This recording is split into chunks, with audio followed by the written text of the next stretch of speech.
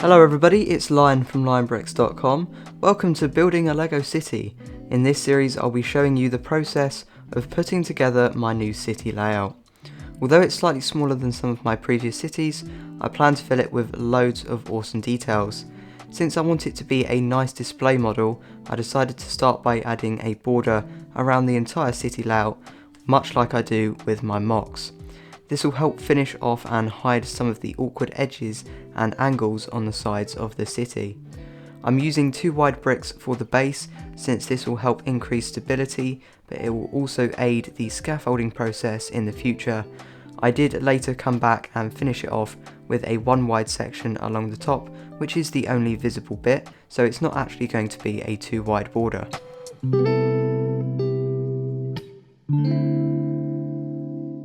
When building a new city like this, it's very easy to get overwhelmed, and so I definitely recommend drawing or designing some kind of plan for your city. As you can see, this is the one I made right here. I wouldn't pay too much attention to the names of the buildings and where they are, as I'm sure this may change in the future, but you can see that it's a 5x5 layout of 32 by 32 base plates. However, this is not going to mark out the layout itself, it's going to be a fully custom layout. It's got 4 roads, and the main road along the bottom is what we're going to be building today. I find if you don't have anything to build off of and you don't know where to start, it's easiest to pick the easiest section to build and just start with that, which is this long straight road along the bottom. Since this layout is going to be slightly smaller, I want all of the sections to be more compact, including the roads. So I created a small template, and on this template you can see that the road itself is at a bare minimum at the moment. It allows for 2 7 wide vehicles to pass through whilst also leaving a gap on either side, and I can still fit my lines in the middle, my drains and double yellow lines on the sides, so it's pretty much the ideal size for this city. The pavements are also 1 stud smaller, they are 5 studs wide. However, later on you'll see there are some sections that need to be slightly wider just for the design of the city itself. Since there are no raised sections of this layout, I decided to add in a small incline to the straight road towards the back, just to say that I added in the feature, and I'm building the section right here out of 1x2 bricks, which allows it to be flexible. Using the plan, I marked out where I needed it to be in the layout, and then I just placed it in, and I fitted it together with bricks on either side of the road where there's no curvature. The road itself is standard brick building on its side, so I used bricks with studs on the side on the bottom, and then bricks with pinholes for the top to fit it together, and I feel like that holds it in very firmly and it works much better than what I did last time, where I basically just threw it on top of the base plates and built around it. I then continued a small section of the road just following the design along, however I did leave a gap towards the top for the future road junction.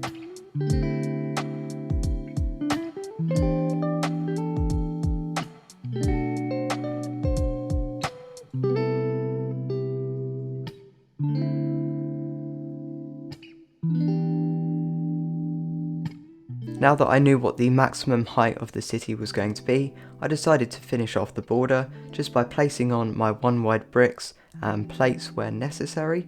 Of course, I've got the raised section along the side we were just working on, and then I've got a slightly lower section on the other side where the road contacts the edge of the border, and then after I did that, I finished it off with all of my tiles.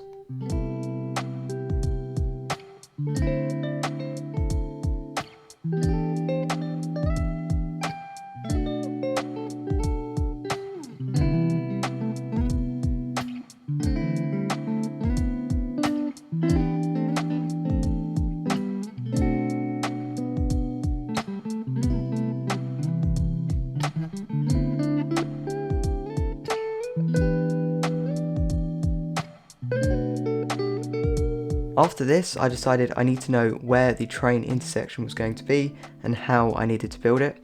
So I marked out where the tracks would be on the layout, and then I marked out where the road itself was going to intersect it, and I just began building the section itself on my desk. Again, I wanted to use the bare minimum of studs in between the tracks, which I found to be 3. This allows for an 8 wide train to cross on both sides of the railway, and I basically just filled it in with plates. I then filled in the sides with plates, which helped support the slopes for the main road incline itself. And then after I did that, I simply filled it in with the rest of the plates it needed and placed all of the tiles on top. I did make a small mistake of forgetting to raise the pavement up by 1 plate at the start, which I then did correct later on.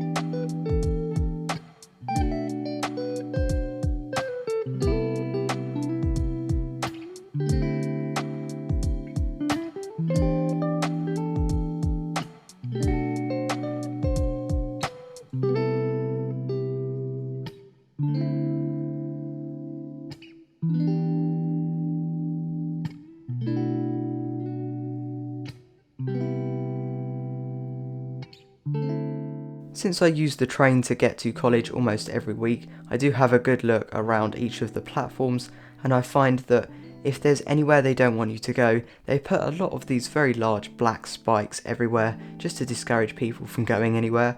And I decided, since I have a very open and exposed section of track right next to the pavement, people might be tempted to sort of cross them to get to the back of the buildings. So I decided to add in lots of black cheese wedges to act as spikes to, of course, discourage this behaviour, which for me I now think looks very realistic because I'm very used to seeing this in person. I placed down a couple of scaffolding bricks on the layout and then literally took this massive section and just placed it into the city. I did have to cut out one section of the border, however, to make it fit.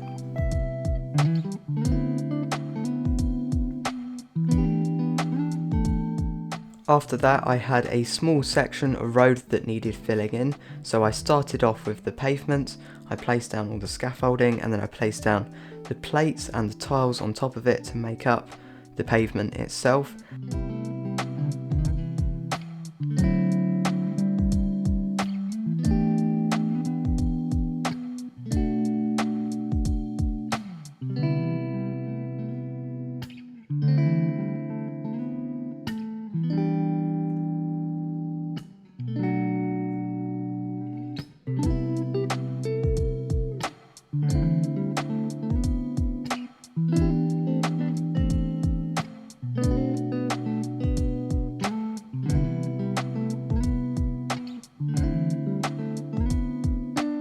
And then I just fitted in the section of road that needed filling in.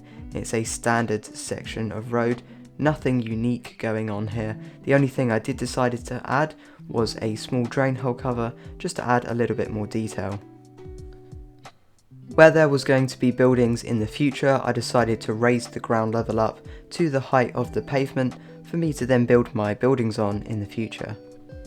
The tricky thing with using these Lego train tracks is that they're specifically 16 studs wide, and when you put them across the entire layout, you can't really allow for 2 bricks on either side where the border is, so I had to make it go across the entire length and cut through the border. Like I said, I had to take out that section of border, so what I'm doing here is basically just filling it back in, sort of allowing for the train tracks to poke through. I find it's the best way of doing it. It looks a little bit odd, but I think it looks better than just leaving a gap. From this point, I decided to move back towards the first section and finish it off by working on the pavements. In my previous layout, I decided not to curve the pavement because it didn't really work for that layout. However, for this one, I wanted to be as realistic as possible, so I decided to use the same technique that I used for the road for the pavement and make that one curved as well.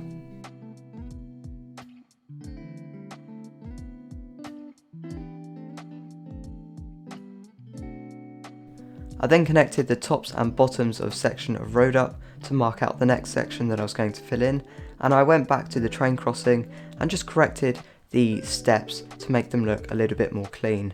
Filling in the road was fairly straightforward. Once again, I just carried along the design. The only details that were unique that I added were 2 potholes.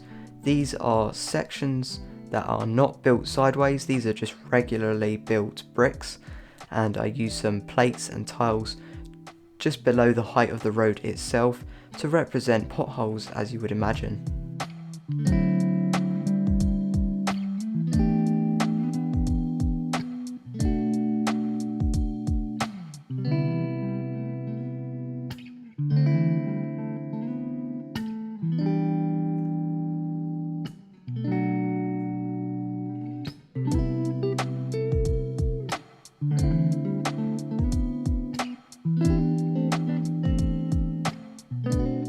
Now I had the final section to fill in, which is where all of my much larger buildings will be going.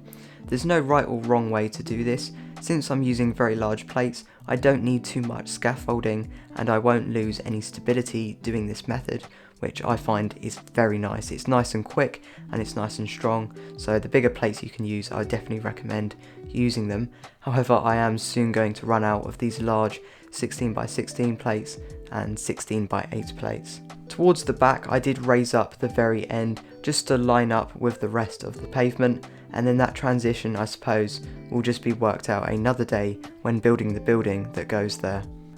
I then also modified the border to incorporate the height change.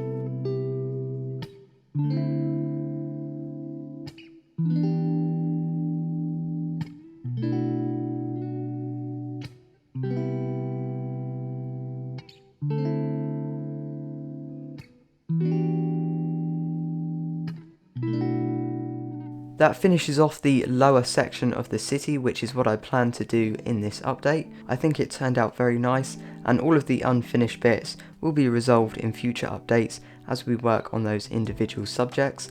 However, the bits that were built in this city are pretty much going to remain the same for quite a while. In the future I will add in more details, of course. However, at the moment we're just focusing on getting the fundamentals in. But that wraps up today's video. I hope that you enjoyed. I'd love to hear what you think down in the comments below, but until next time, thanks for watching.